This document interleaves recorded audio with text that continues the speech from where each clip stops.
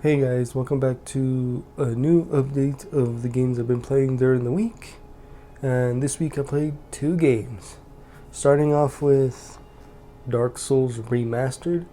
So, this is a game that I typically play every year, and it's always been a tradition of mine for the last, I don't know, like maybe 7 or 8 years now.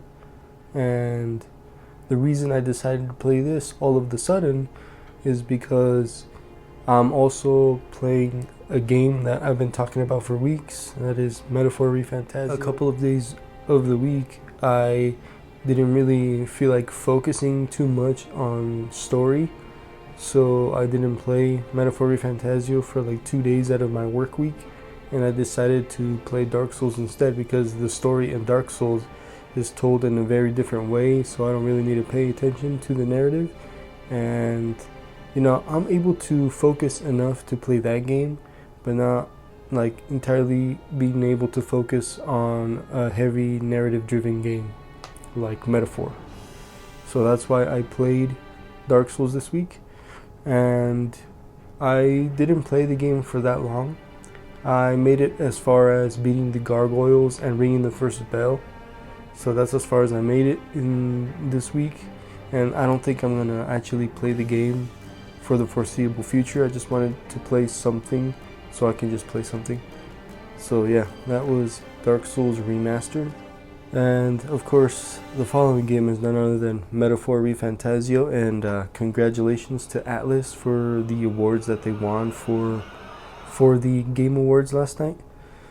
So I am almost 50 hours in. I'm like 49 hours and a couple of minutes into the game. So I finally finished my business in Braillehaven, and I've made it to an island where I'm supposed to retreat a certain item for the story. And of course, I'm entangled with the islanders and their problems, of course. And I've been doing the side quests and the bounties and progressing through the main narrative as well. And I'm really enjoying the game still, for the most part. The only gripe I have now that I'm 50 hours in practically is I've reached the point to where I'm running past pretty much every common enemy in the dungeons and really just focusing on the main bosses in these dungeons, because I don't really feel the need to defeat these enemies because they're all run-of-the-mill same enemies that I've been fighting for a bit.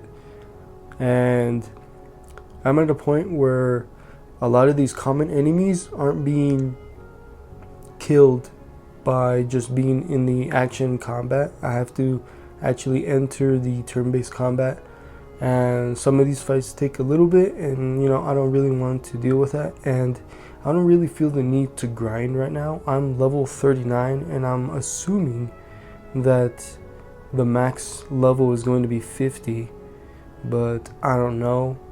I am getting closer towards September in the calendar year for the game, and I don't know how long the game is going to be, because I think Persona 3 Reload was like 6 or 7 months, something like that. I don't remember.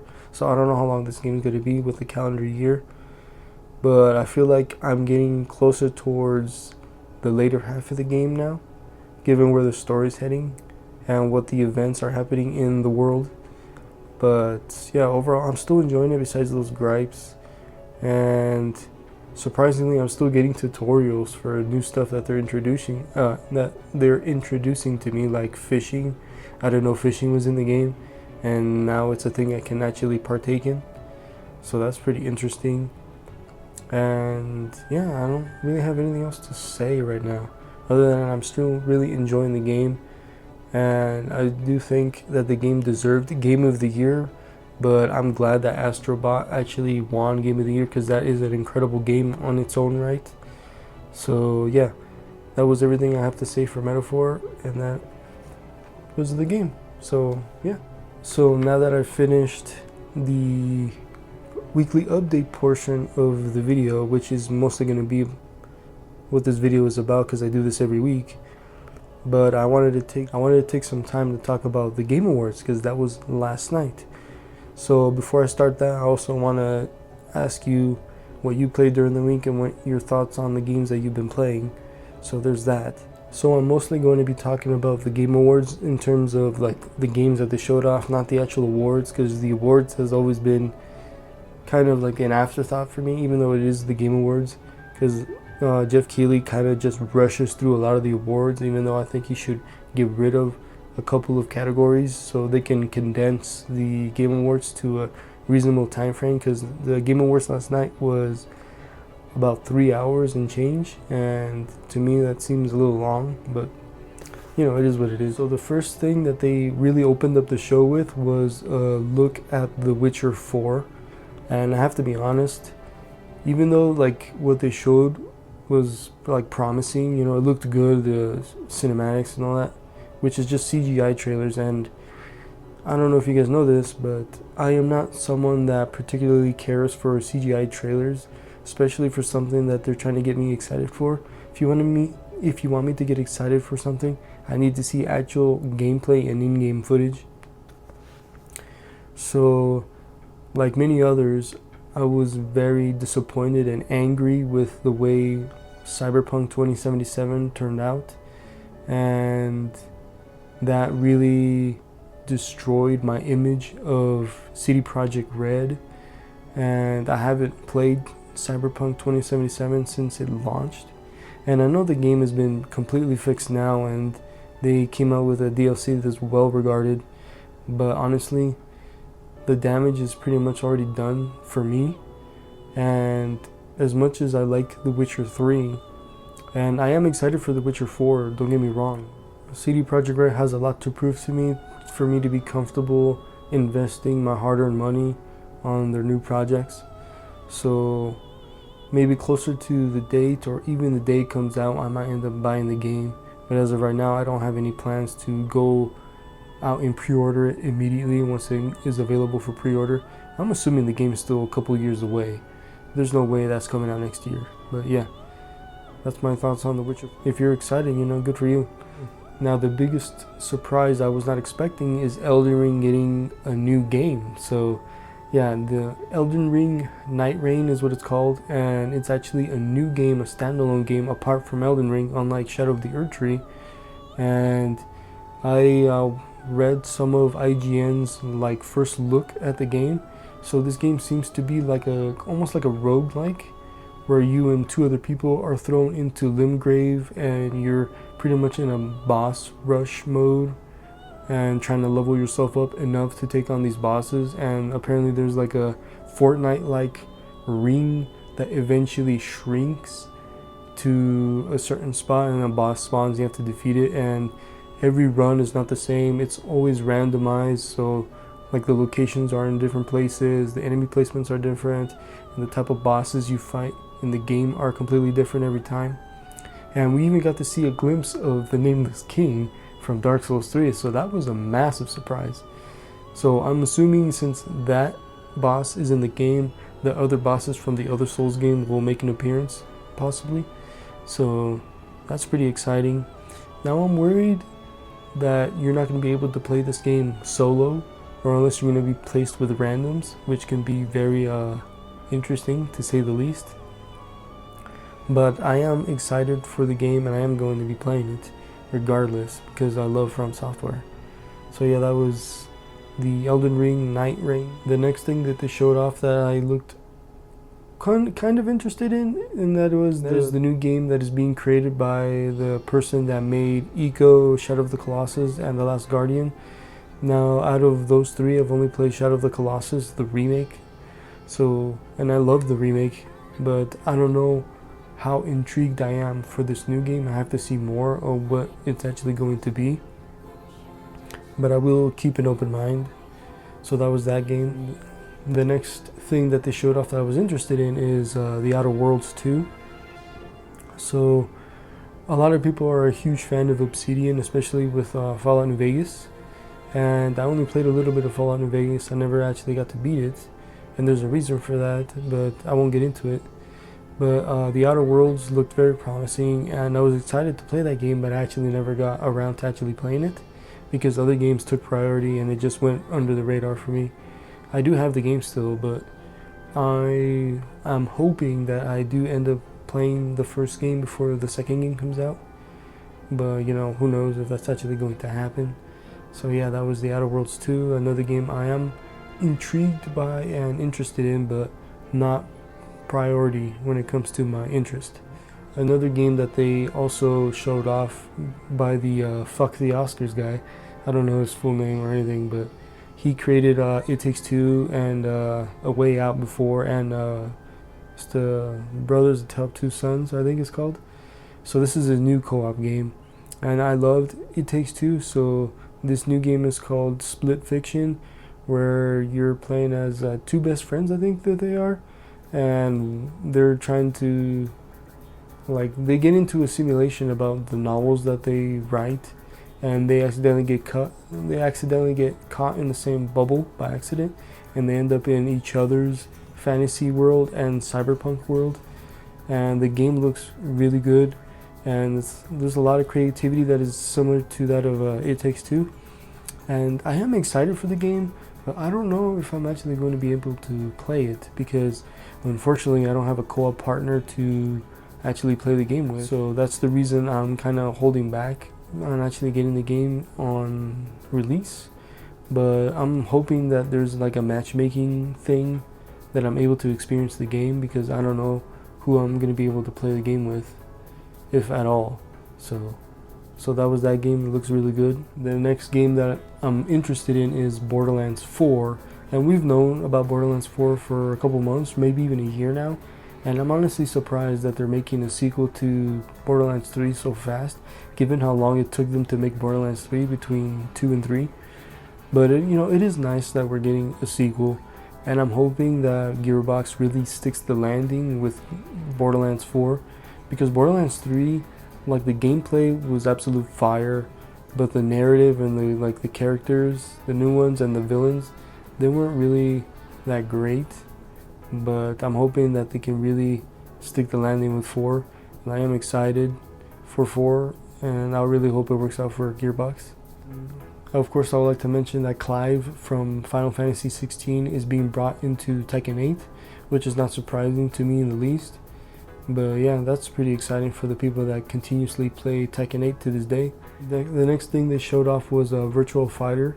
Apparently the franchise is getting a new entry, and I've never really played Virtual Fighter 2 before. I remember when I was a kid, we had a laundromat where I lived, and they had a Virtual Fighter 2 arcade machine, and I can always hear, the overlapping fighting and the grunts and stuff from just the press start menu. So that's pretty cool. I'm intrigued by Virtual Fighter. I do play fighting games, but it's not my main genre of game that I play all the time. But Virtual Fighter 2, I'll keep an open mind and wait to see what they have to offer. The next thing that they showed off is Project Sentry. Apparently it's from the creators of the Yakuza games, if I remember correctly. And it seems to be like an open world time period game, where it looks like it's like a kung fu game, and it reminds me a lot of Sifu and the way that game plays. I have not played Sifu yet, but just by looking at both games, they look fairly similar to combat style.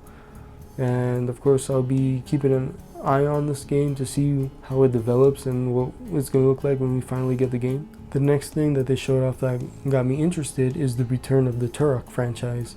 So I played Turok on the N64, and I played it a little bit on the Switch, but I haven't really played that much to really cement me as a fan of the franchise. But this new Turok game looks promising, and I'm glad that the franchise is back, especially for the people that are huge fans of the franchise, because I believe the last one that we got was Turok on the Xbox 360 and the PS3. So that's pretty cool, and I'll also be keeping an eye on that game as well. The next game that they showed off that I was not expecting is the Onimusha games being returned with a new entry. So I never played Onimusha before. I've heard of it, and I've seen gameplays of the HD port that they ported on PS4 a couple years ago, but I never actually bought it and played it myself. But this new one looks pretty promising. Kind of reminds me a little bit of Neo, but yeah, I'll also be keeping an eye on that game as well. Now the next game is Dying Light the Beast. This is a new spin-off title that you take control of Crane again from the original game.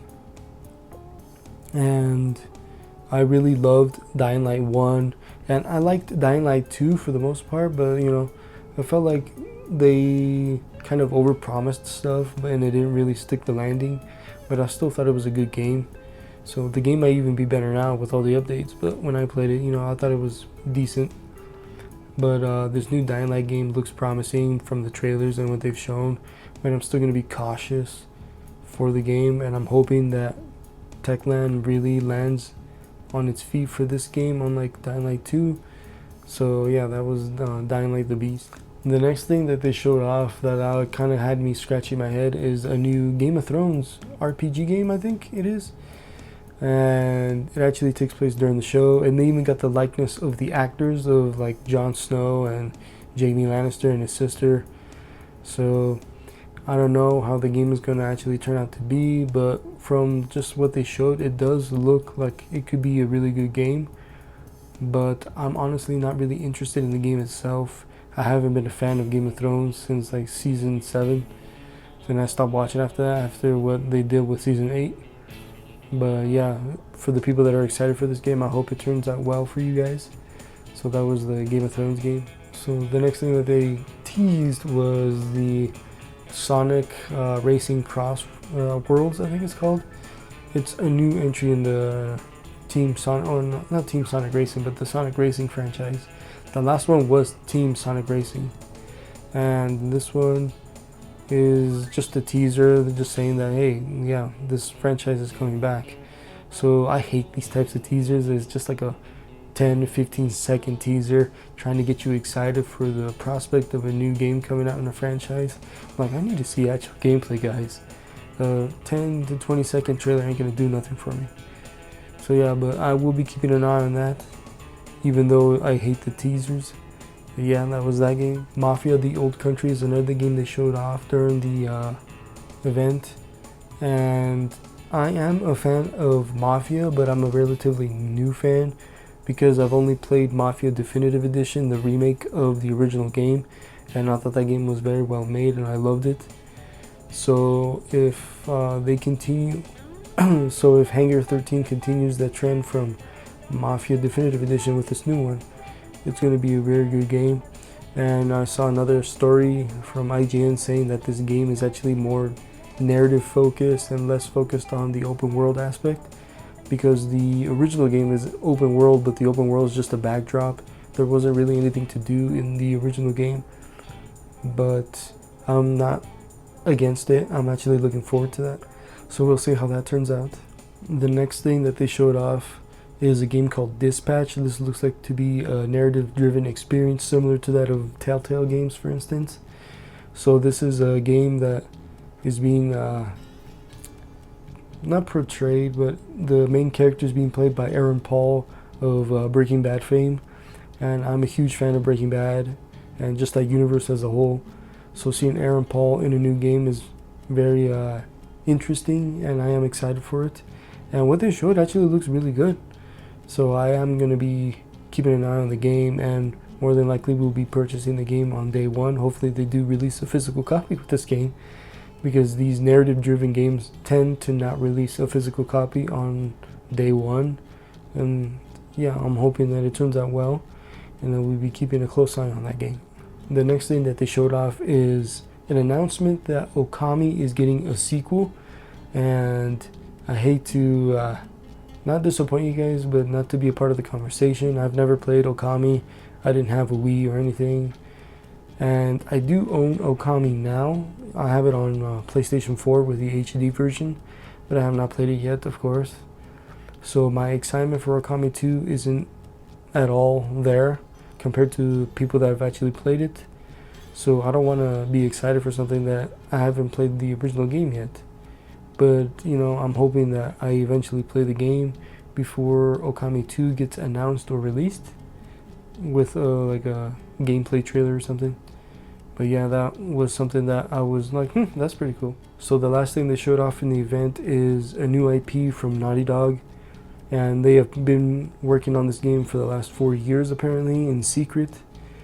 And the game is called Intergalactic: The Heretic Prophet. It looks to be like a third-person action game, heavily narrative third-person action game. That's what Naughty Dog is very specialized in. And look, as much as I didn't like The Last of Us Part 2's narrative, the game itself is a decent game in its own right.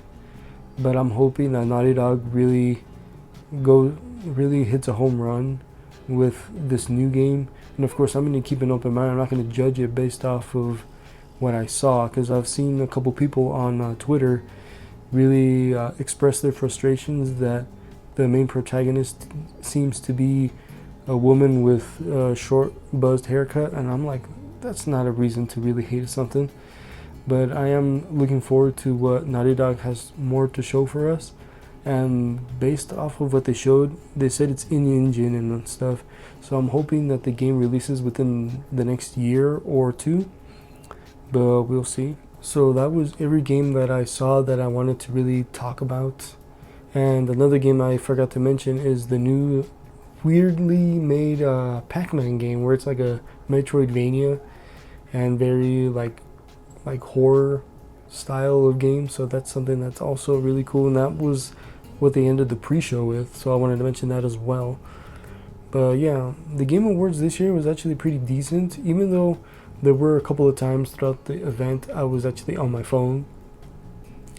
But, you know, overall, Jeff Keighley and his team did a very good job this year, and hopefully next year he gets another good show.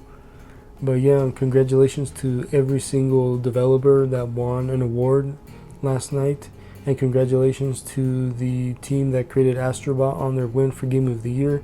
They truly deserved it. That game was amazing, and I'm hoping with the success of Astrobot, other developers kind of strive to bring back platformers the way they did with Astrobot.